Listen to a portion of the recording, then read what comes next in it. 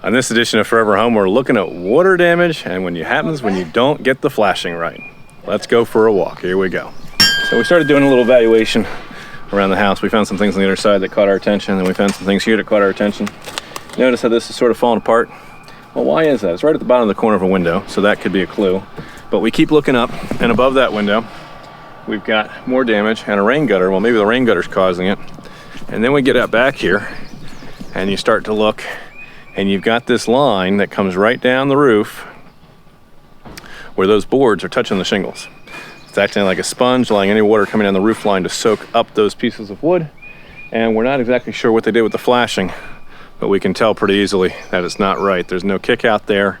There's nothing that's bringing the water out from behind those boards. So any water that's coming down the roof potentially is running right behind the board and batten system, right down on top of the window, behind the window trim, and into the bottom.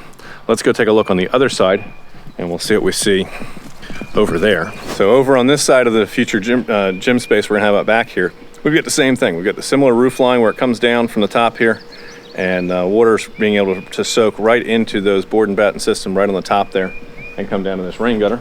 We'll take you up close. And we've got just a little bit of water damage that's showing up at the base of all those boards that needs to get cut off, removed, and something else done with it instead. And it's coming down and showing up inside the room as we started to run the rough electric. And we discovered down in here, we've got a lot of water damage right up against this edge. And that's directly in line with what we're seeing up top. So that piece of OSB is going to get replaced, and we're going to take some measures outside to help remedy this. Let's go back out and we'll show you what that's going to look like. So you can see on this other roof, all right, we're looking at this roof line. Here's the problem. We look over here, this was the original garage where it was attached to the house originally. And what you can see up there is they've left about a 2-inch gap off the roof between the board and batten system and the roof deck, and we can actually see the step flashing right in there. And we can see this piece of kickout flashing here at the bottom that's bringing that water out. Now, we would like to see some counter flashing on there. The fact that they have that gap really makes a world of difference in terms of preserving and protecting. And with the step flashing running in the shingles and then the kick out at the bottom, they're bringing all that water to the outside. Now, if you remember from the stucco repair that we did last summer over in Kennet, we're going to do a very similar repair process here. We're going to remove the board and battens up the roof on this side and the other side. We're going to, at the very least, trim about 3 inches off the bottom of them. We're going to install a 2x4 up against the gable wall of the house here. We're going to leave that at least a 1/2 inch off the roof deck, maybe a little bit more. We're going to run step flashing up behind that before it goes in, put that board on, counter flash over it, and then reinstall the board and batten system. That's going to prevent any water that comes down the roof from getting back there behind things.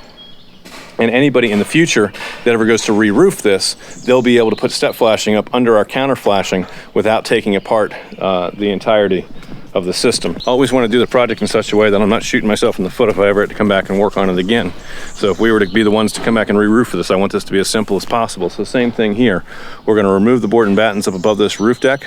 We're going to make sure the step flashing is correct on the shingles. We're going to install a 2x4 over that, a counter flash over that piece with the Z-flash, the drip cap, and then put the board and batten back together. We're going to take some stuff apart here, probably replace some OSB that's been damaged on that side of things. Make sure the house wrap and Tyvek is correct, because if the house wrap is correct, you know, that would protect the OSB on the inside, but it's not going to do anything to protect the board and batten here on the outside. So, and in the newer installations where we're putting in a rain cavity or a drain screen back there, you've got air gap and the water can just flow out. That might have also helped prevent this as well. So consider this the before video. We'll bring you more of that process as that develops, as we get this taken apart and start the process of repairing it and putting it back together. And I'm not sure how well it shows up here on the video, but you can see right up here at the very top, we've got some water damage to those boards up there. And that's just for the waters on the roof deck and wicking and soaking up through the pores in the wood and coming down. So we want to see a proper piece of kickout flashing down here at the bottom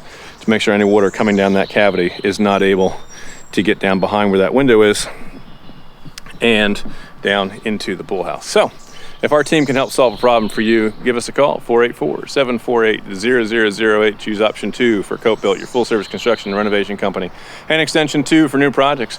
Our team is available to serve you weekdays, 9:30 in the morning until 2 in the afternoon. The fastest way to reach us, take a picture of your problem, send it to us here on Facebook. Click that Contact Us button at the top, send it there through us through Facebook Messenger. If you're watching on YouTube, leave a comment. Let us know what you learned or what you're working on or what questions that you have.